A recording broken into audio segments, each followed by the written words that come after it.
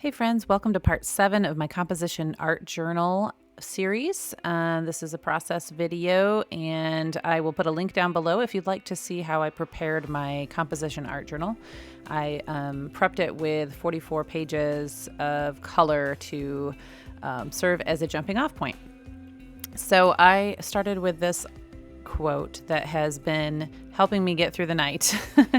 No amount of regret or guilt can change the past, and no amount of anxiety can change the future.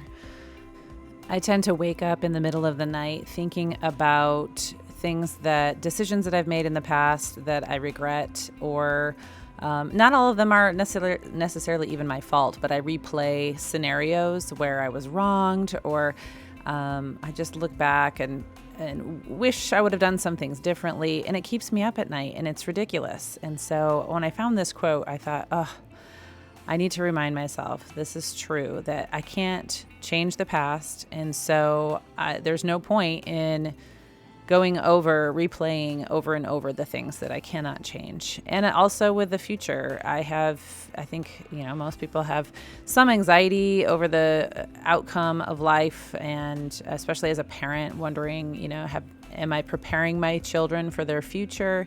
Just the worries of life. And again, it usually hits me between the hours of 3 and 5 a.m. when I'm trying to sleep. So I literally have been talking this quote to myself, and it has helped tremendously for me to just go back to sleep, because there's nothing I can do. No regret, replay, guilt, or anxiety is going to change anything.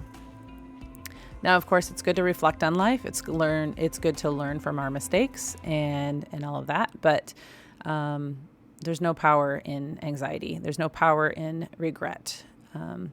We can look back and say, I am not going to make that same choice in the future, and we can repent of really bad things, but we can't change the past. So anyway, when I art journal, I really like to process things that are really significant to me at whatever period of life I'm in, and so this is one of those things. And then as I just think on those words, I just try to kind of get lost in the creative zone and enjoy the therapy of being creative.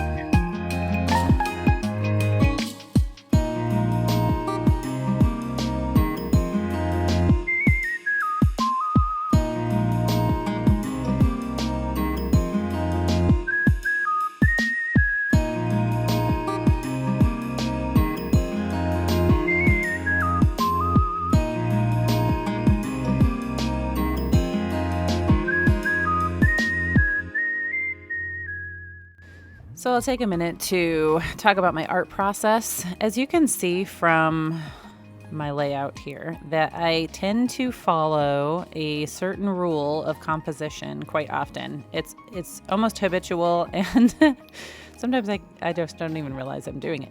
And that is the rule of 3.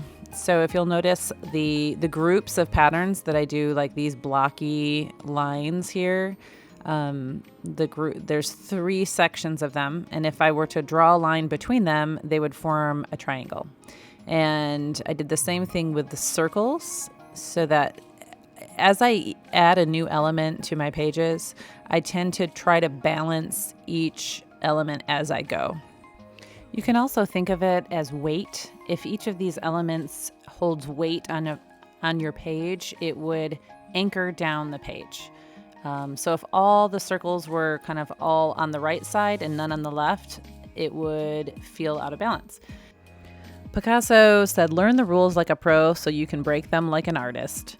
And so while it's good to be aware of these kinds of design elements, you can always do whatever you want. If you like symmetry, then you can make your pages symmetrical. You might find by putting all of your elements on one side, you're trying to communicate a certain message. So do what you want and have fun. One rule I do tend to break is focal point. I don't always have a focal point on a page. Sometimes I just keep doodling and doodling, and you may or may not have a focal point. And a focal point is just something that your eye is naturally drawn to. So like in photography, that's kind of a big thing. Your brain will look at an image, and it'll be either drawn to something specific, or it'll be kind of darting all over the picture or the page and just not really know where to start. So just something to be aware of. I would say on this page, my quote is the focal point because it's very large. So size can draw your eye, or also maybe a contrast. So picture a black and white page, and then you've got a big splash of color somewhere, or even a little splash of color somewhere. That's where your eye is going to be drawn to.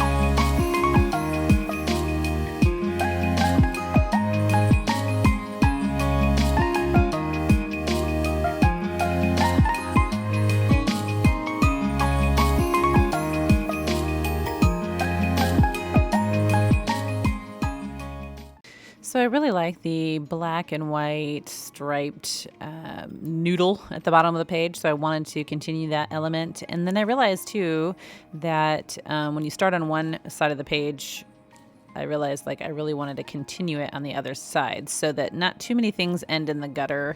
I did that with that little semicircle, and it's fine because if I didn't really have room to expand it into my quote on the other side. But definitely one of those things to keep in mind if you're doing a 2-page spread and how each page interacts and continues on, carries over to the next.